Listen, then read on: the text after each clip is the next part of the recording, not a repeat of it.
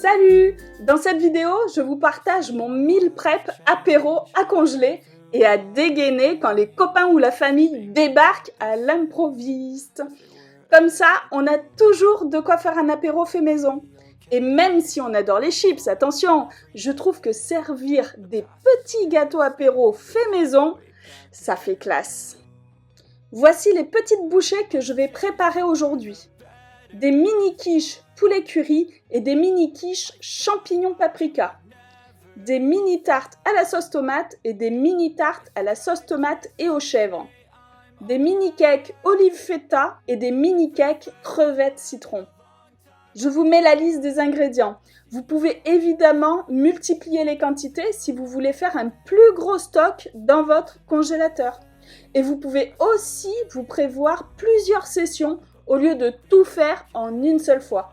Bref, chacun s'organise comme il le veut.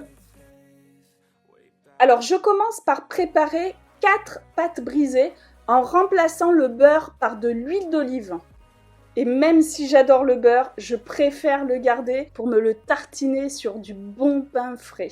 Pour la cuisine, je préfère utiliser de l'huile d'olive ou même de l'huile de colza.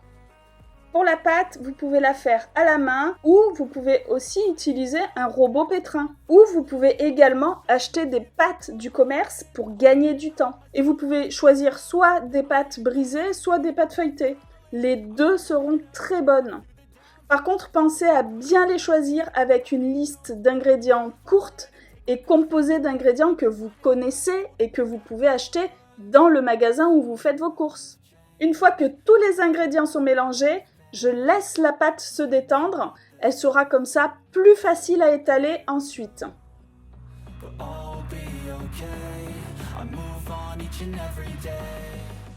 Et pendant ce temps-là, je m'occupe des garnitures des 2 quiches. Je coupe les champignons et le poulet en petits cubes. Je les fais revenir rapidement dans des poêles séparées et je rajoute l'assaisonnement et l'épice choisie. Pas besoin de trop les cuire puisque après ils finiront leur cuisson dans le four. Et en fin de cuisson, je réserve et je prépare l'appareil à quiche. Je mélange un œuf et une demi-brique de crème liquide. Puis j'assaisonne et je réserve le temps d'étaler ma pâte. Bon, dans mon extrême concentration, j'ai oublié qu'avec la pâte à l'huile d'olive, il n'y a pas besoin de fariner le plan de travail. La matière grasse empêche la pâte de coller. Et pas besoin non plus de se prendre la tête à essayer d'étaler en rond votre pâte, puisqu'elle va être emporte-piécée. Pour la dégustation, c'est mieux d'étaler la pâte plutôt fine. On n'oublie pas que ce sont des bouchées et que c'est mieux de n'avoir pas que de la pâte en bouche. Mon emporte-pièce a un côté lisse et un côté cannelé. Je choisis le côté cannelé aujourd'hui, mais n'en achetez pas un exprès. Vous pouvez tout aussi bien utiliser un verre comme emporte-pièce. Il suffit que son diamètre soit légèrement plus grand que celui des empreintes du moule choisi. J'utilise un moule à mini tarte et pour la deuxième fournée, j'utilise un moule à mini muffin. Ça me permet de préparer la suite pendant que les premières tartes sont en cuisson. Vous pouvez adapter les moules que vous avez à la maison. Et peu importe la forme des empreintes, rondes, carrées, triangulaires, etc. Le principal, c'est d'avoir des cavités pour accueillir les ingrédients liquides. D'ailleurs, je suis sûre que même dans des empreintes à madeleine, ça donnerait une forme originale au petit four. Et si vous n'avez pas de moule à mini bouchée, vous pouvez aussi utiliser des moules à tarte et vous découpez vos portions après la cuisson. Ce sera certes moins sophistiqué, mais ça sera tout aussi bon. Il faudra juste par contre prolonger le temps de cuisson.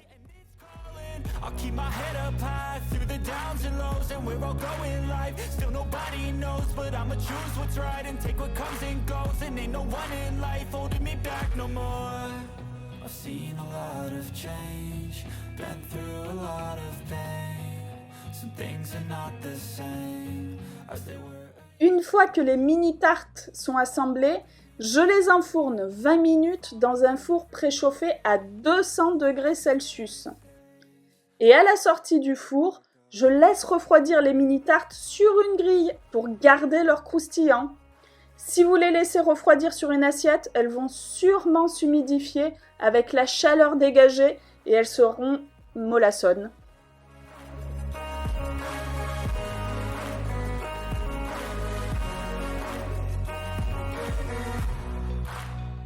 J'ai préparé 2 fournées à déguster immédiatement car j'avais du monde à manger.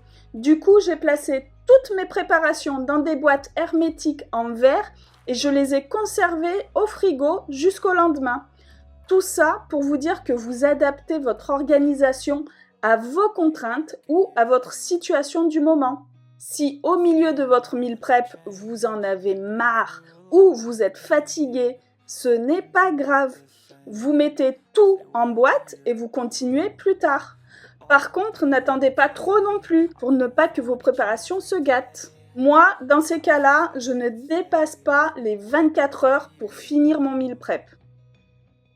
Donc le lendemain, on prend les mêmes et on recommence. On étale, on découpe à l'emporte-pièce, on place la pâte dans les empreintes, on fait des petits trous avec une fourchette pour éviter que la pâte gonfle à la cuisson. On garnit, on cuit 20 minutes et on laisse refroidir.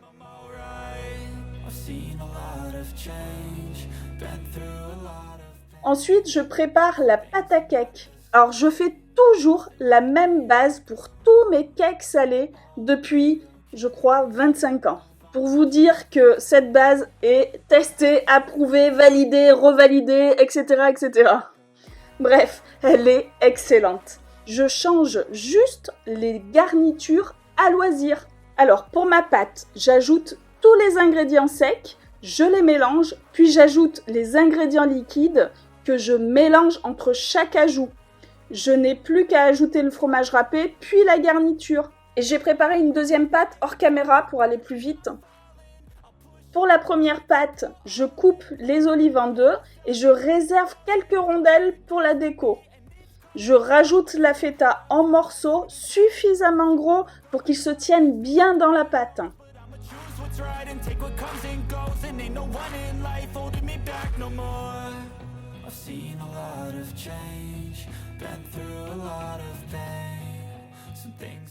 Et pour la deuxième pâte, je commence à décortiquer les crevettes, je leur enlève la tête, puis la queue, et j'attrape les papates pour que la carapace vienne avec. Une fois toutes les crevettes décortiquées, je les coupe en petits morceaux, puis je récupère le zeste du citron. Si vous utilisez un zesteur, il faut bien le positionner parallèlement au citron. Il ne reste plus qu'à graisser le moule. J'utilise un moule à mini-pain. Vous pouvez utiliser le moule de votre choix. Le moule à muffin, par exemple, fera très bien le travail. Et comme pour les mini-tartes, vous pouvez aussi cuire de gros cakes que vous portionnez après. Il faudra juste adapter le temps de cuisson et le temps de décongélation. Je cuis mes mini-cakes pendant 20 minutes. Et je crois que j'ai laissé la chaleur à 200 degrés Celsius comme pour les mini-tartes. De toute façon, il faut toujours tester la cuisson avec un pic ou avec la pointe d'un couteau. Si elle ressort avec de la pâte crue, il faut prolonger la cuisson. Et attention, on est sur des mini-cakes, ils cuisent plus vite. Alors vérifiez la cuisson au bout de quelques minutes si vous les re-enfournez. À la fin de la cuisson, 2 options s'offrent à nous. Si vous préférez vos cakes croustillants, il faut les laisser refroidir sur une grille. Et si vous les préférez moelleux, il faut les laisser refroidir dans une boîte hermétique en verre. La chaleur va produire de l'humidité et va rendre vos cakes moelleux. Par contre, il faudra les transvaser après refroidissement, car si vous les laissez dans l'eau qu'ils auront produit, vos cakes vont être détrempés.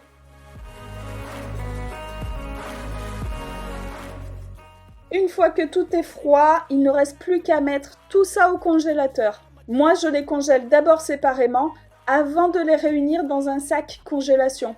Ça évite qu'ils se collent les uns aux autres pendant la congélation. Et ils se conservent au congélateur pendant environ 3 mois. Et lorsque j'improvise un apéro ou même pour agrémenter un repas, je sors la quantité nécessaire que je laisse décongeler à l'air ambiant pendant environ 2 heures. Et si vous êtes pressé, vous pouvez les décongeler au micro-ondes ou même les passer rapidement au four. Ne les laissez pas cramer. Et voilà, on est prêt pour les apéros improvisés. Je vous attends, venez, venez. Non, je rigole. C'est moi qui m'invite chez vous. Laissez-moi vos coordonnées, vos impressions en commentaire et dites-moi comment vous vous organisez pour l'apéro. Moi, j'aime bien avoir des petites choses faites maison. Ça évite de tomber dans le paquet de chips. Même si j'adore ça, attention, hein, je préfère que les chips et les autres gâteaux apéro industriels restent occasionnels à ma table. Pensez à me laisser un like et à partager ma vidéo. Et en attendant, je vous dis à bientôt!